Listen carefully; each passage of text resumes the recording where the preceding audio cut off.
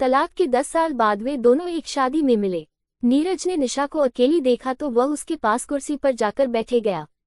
काफी देर तक दोनों एक दूसरे को देखकर अनदेखा करते रहे। दोनों ने 7 वर्ष साथ गुजारे थे। झगड़ों के अलावा कुछ मीठी यादें भी दोनों के दिलों में बसी हुई थी। आखिर नीरज ने ही बात शुरू की, कैसी हो? निशा अभिमान के साथ बोली, मजे में हूँ। दूसरी शादी को 9 साल हो गए हैं, 2 बच्चे भी हैं। नीरज ने गौर से उसका चेहरा देखा। वह पहले से बहुत ज्यादा दुबली पतली हो गई थी। चेहरे पर जरा भी रौनक नहीं थी, ना शरीर पर महंगे कपड़े थे। वह सोचने लगा कि जब उसके साथ रहती थी तब कितनी सुंदर थी।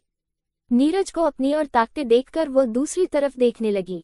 फिर खुद को नियंत्रित करते हुए बोली, तुम कैसे हो और हमारा बच्चा कैसा है? नीरज भी अकड़ के साथ बोला, मैं भी मजे में हूँ। दूसरी शादी को 6 वर्ष हो गए हैं, एक बेटी भी है और हमारा बंटी अब 9वीं कक्षा में हो गया है। मेरी पत्नी भी बहुत अच्छी है, हम दोनों बहुत खुश हैं। ये सुनकर निशा को जलन हुई, मगर उसने चेहरे पर उजागर नहीं होने दिया।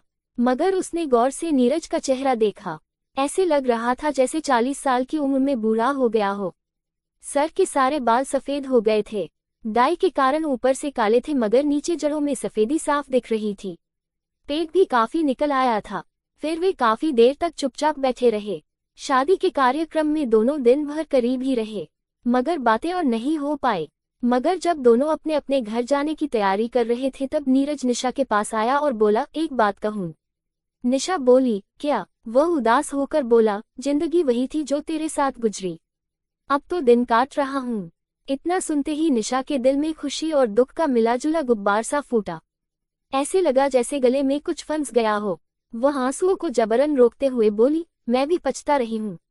एक शराबी और गंदा आदमी पल्ले पड़ गया है, रो रो कर दिन काट रही हूँ। नीरज ने भर आए आंखों का पानी छुपाने के लिए मुंह दूसरी तरफ कर लिया। फिर बोला, हम दोनों मूर्ख थे जो छोटी छोटी बातों को बड़ी बनाकर अलग हो गए। मैं आज तुम्हें इतना ही कहना चाहता हूँ कि तुम बहुत अच्छी हो।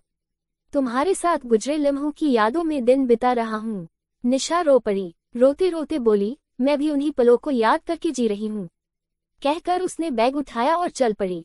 नीरज उसे तब तक देखता रहा जब तक वह आंखों से ओझल न हो गई। दोस्तों, आपको कहानी अच्छी लगे तो चैनल को लाइक, शेयर और सब्सक्राइब जरूर करें। धन्यवाद। Folded hands.